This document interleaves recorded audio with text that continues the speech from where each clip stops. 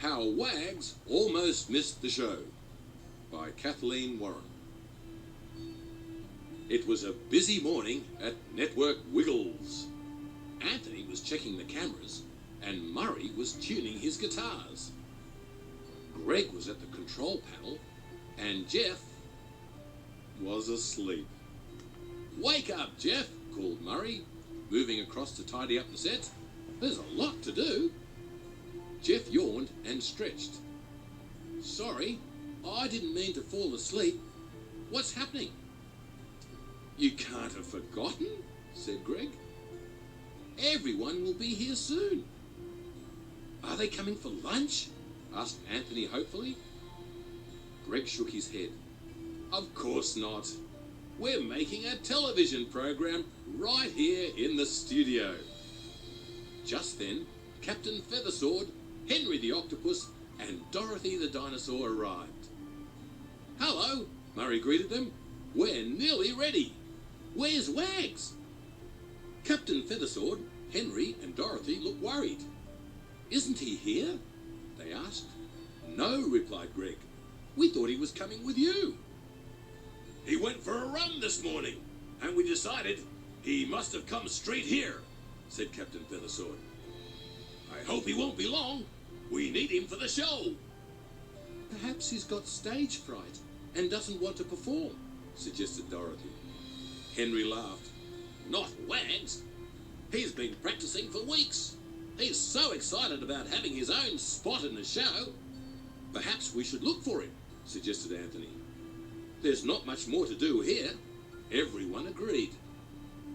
"Dorothy and Henry and I will look around here and you four take the big red car," said Captain Feathersword. The Wiggles piled into the big red car, Anthony grabbing an apple to ward off hunger pains, and drove down the road.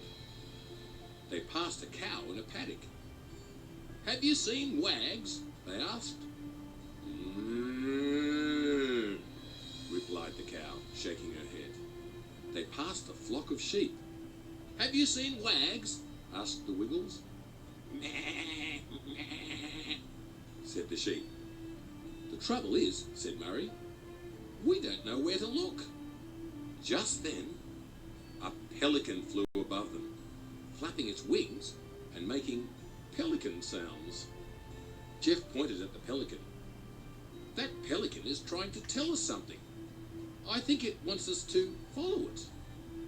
The pelican nodded and flapped its wings. It flew towards a lake and out across the water.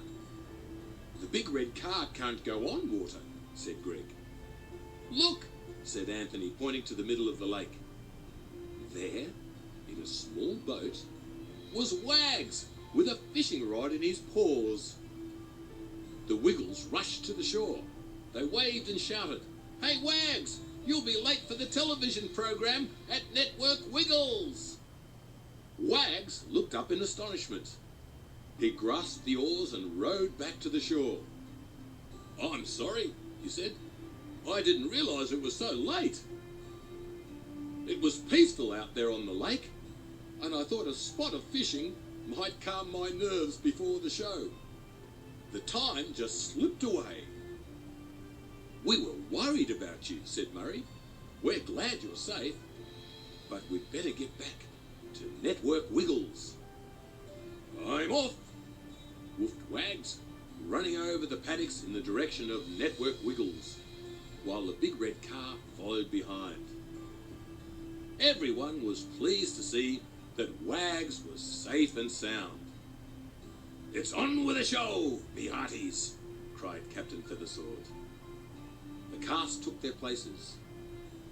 "Action!" called the director, and the program began. When Wags' turn came, he amazed everyone. He walked along a narrow beam, balancing a ball on his nose, and he juggled 5 bones at once. Everyone cheered. "Wags is the star of Network Wiggles," cried Anthony. "Hooray for Wags!"